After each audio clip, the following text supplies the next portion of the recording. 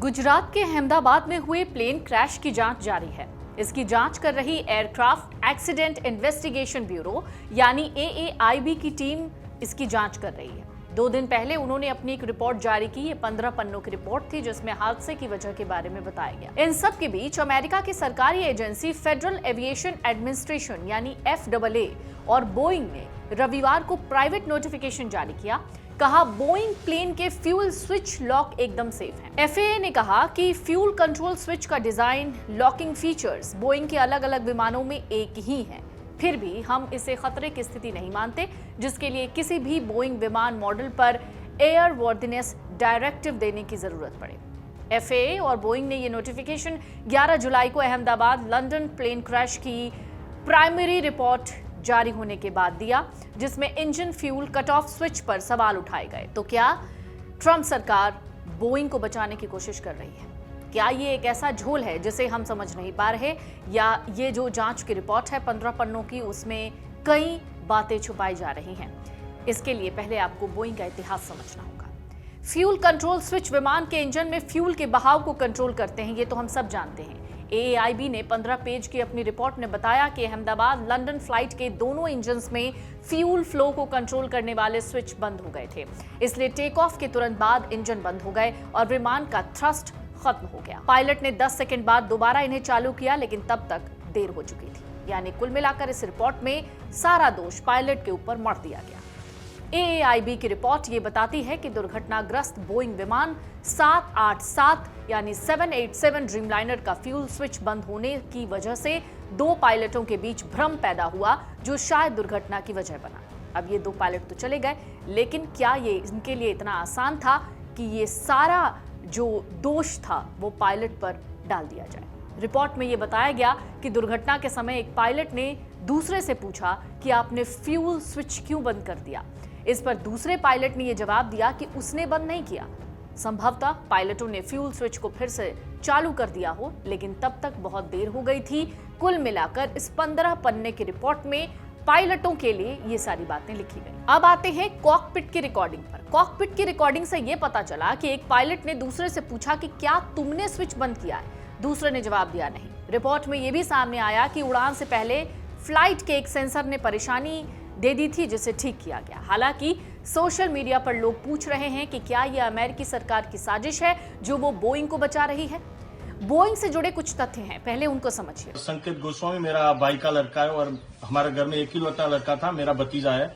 और जो सरकार ने कल जो रिपोर्ट भेजी है, तो हम तो वो रिपोर्ट को कबूल नहीं करते हैं।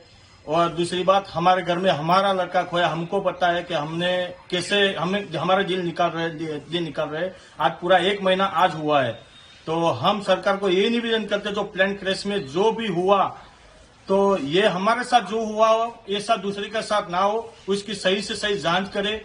और जो हम जानते हैं हमारे दिल पे क्या हो रहा है। अभी मेरे मम्मी है, मेरी भाभी है, मेरा भाई है, हमारे घर में आज पूरा 1 महीना 1 दिन ऐसा नहीं हुआ हम रो के नहीं निकाले। और इसके बारे में हम कुछ अभी, हमको कोई बोलने की, हम अंदर से कुछ निकल नहीं रहा कि हम कैसे, अभी हमारे घर में पूरा ऐसा सुनसान बन गया पूरा। हमारे घर में हमारा दिल भी नहीं लग रहा हमारे उसके लड़के के बिना। और हमारे घर में एक ही लड़का था और इतना प्यारा और इतना अच्छा लड़का था कि भगवान को हमको यही बोल रहे हैं कि हमारे साथ जो हुआ इसके साथ किसी और के साथ ना हो। बस हमको सरकार को यही निवेदन है कि सही के सही इसके साथ जांच करेगी। मेरा लड़का संकेत गोस्वामी, जिसकी उम्र 19 साल थी, और विमान क्रैश में मैंने लड़का घुमाया है।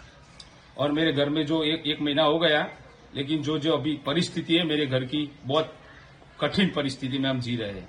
हम ये लड़के पे बहुत निर्भर करते थे और यहाँ लंदन जाके 3 साल डिग्री करने वाला था और उसके बाद वो मास्टर करने जाने वाला था। पूरा घर उसके ऊपर निर्भर था। अभी जो हम यहाँ पे 1 महीने से जो हम जी रहे हैं, ये हमारा पूरा परिवार बेर-बिखेर हो गया है। और इसकी जो रिपोर्ट आई, 1 महीना हुआ, जो रिपोर्ट आज आने वाली थी वो कल आई, जो ऐसे स्विच बंद हो गई इंजन की, तो ये रिपोर्ट मानने से हम असंतुष्ट है पूरा। और हम गवर्नमेंट से ऐसा रिक्वेस्ट करते हैं कि उसके पूरी जांच हो और उसका जो भी उसका जिम्मेदार है वो आदमी को उसको कड़े की कड़क सजा होनी चाहिए। जो ये प्लेन क्रैश हुआ उसका पूरी जांच होने के बाद दूसरा ऐसा कोई प्लेन क्रैश ना हो और हमारे जैसे हमारा परिवार अभी हमने जो लड़का गुमाया है ऐसा कोई दूसरे के घर पे ना हो, ऐसी मेरी विनती है। कुछ रिपोर्ट्स दावा करती हैं कि अब तक बोइंग के 6000 से ज्यादा प्लेन क्रैश हुए हैं। एविएशन सेफ्टी नेटवर्क के आंकड़े बताते हैं साल 2014 से 2025 के बीच दुनिया भर में कम से कम 40 घातक विमान हादसे हुए हैं। इनमें से 12 हादसों में बोइंग की फ्लाइट थी। सबसे पहले उन घातक हादसों की एक लिस्ट आपको दिखाते हैं। ये 12 जो विमान हादसे थे, ये इन 12 के 12 विमान हादसे में बोइंग की फ्लाइट थी। 12 जून 2025 को एयर इंडिया का विमान जो दुर्घटनाग्रस्त हुआ अहमदाबाद में, आपको याद होगा। 29 दिसंबर 2024 जेजू एयरपोर्ट पर यह विमान दुर्घटनाग्रस्त हुआ था, यह भी बोइंग का विमान था। 21 मार्च 2022 को चाइना ईस्टर्न का ये जो विमान था वो भी बोइंग था। 9 जनवरी 2021, 7 अगस्त 2020, 8 जनवरी 2020, इसके साथ ही 10 मार्च 2019, इसके साथ 29 अक्टूबर 2018, 18 मई 2018, 19 मार्च 2016, 17 जुलाई 2014, 8 मार्च 2014। ये वो 12 फ्लाइट्स थी जो एक्सीडेंट हुई, जो क्रैश हुई। ये उन्हीं फ्लाइटों में से एक थी जो बोइंग की फ्लाइट्स थी।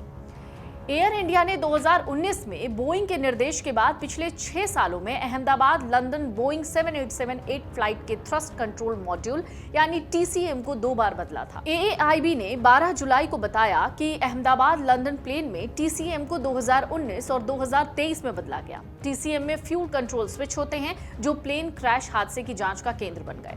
क्योंकि 12 जून को अहमदाबाद लंदन फ्लाइट में ये स्विच टेक ऑफ के तुरंत बाद बंद हो गए थे। बोइंग 787 ड्रीमलाइनर एक आधुनिक mid size twin engine wide body jet विमान है जिसे अमेरिकी विमानन कंपनी बोइंग ने बनाया है। ये लंबी दूरी की उड़ानों के लिए डिजाइन किए जाते हैं और पुराने बोइंग 767 को रिप्लेस करने के लिए ही इसे लाया गया था। ये फ्यूल एफिशिएंट विमान है। इस विमान का 50% हिस्सा कार्बन फाइबर जैसे कंपोजिट मटेरियल से बनता है जो इसे हल्का और मजबूत बनाते हैं। वहीं ड्रीमलाइनर की खिड़कियां किसी भी कमर्शियल विमान में सबसे बड़ी हैं। केबिन का प्रेशर 1900 मीटर की ऊंचाई जैसा रखा जाता है जिससे ऑक्सीजन 8% ज्यादा रहती है, थकान कम होती है। केबिन में रंग बदलने वाली LED लाइट्स होती हैं जो टाइम जोन बदलने का असर कम करती हैं। नियंत्रक और महालेखा परीक्षक यानी CAG की 2017 की एक रिपोर्ट है, वो खुलासा करती है कुल मिलाकर AIL ने मेसर्स बोइंग से 27 B 787 800 विमानों का ऑर्डर दिया था। हाई एनर्जी डेंसिटी और लॉन्ग लाइफ के लिए चुने गए विमान में लिथियम आयन बैटरियों का इस्तेमाल सहायक बिजली इकाई यानी APU को शुरू करने और इलेक्ट्रॉनिक उड़ान प्रणालियों के लिए बैकअप पावर देने के लिए किया गया था।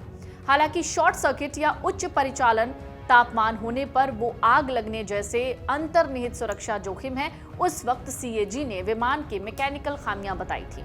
जनवरी 2013 में 2 नए ड्रीमलाइनर 7878 विमान जापान की 2 एयरलाइन कंपनियों के बेड़े में शामिल हुए थे। इनमें लगी लिथियम आयन बैटरी में आग लगने से इमरजेंसी लैंडिंग करवानी पड़ी थी। इसके बाद अमेरिका के फेडरल एविएशन एडमिनिस्ट्रेशन ने 3 महीने के लिए दुनिया भर में सभी ड्रीमलाइनर विमानों को उड़ने पर रोक लगा दी। बोइंग ने फिर अपनी बैटरी सिस्टम में सुधार किया। 2020 से 2022 के दौरान ड्रीमलाइनर में कई बार मैन्युफैक्चरिंग डिफेक्ट की बातें सामने आई थी। दरअसल ड्रीमलाइनर एक वाइड बॉडी पैसेंजर प्लेन है। इसके हिस्से अलग अलग बनते हैं जिन्हें बाद में एक साथ जोड़ा जाता है। इस दौरान कई विमानों में बॉडी के जोड़े गए हिस्सों में ज्यादा गैप की शिकायत आई है। बॉडी में इस्तेमाल होने वाले कार्बन फाइबर के हिस्सों को भी ठीक से नहीं जोड़ा गया था। बॉडी का झुकाव भी ठीक नहीं था।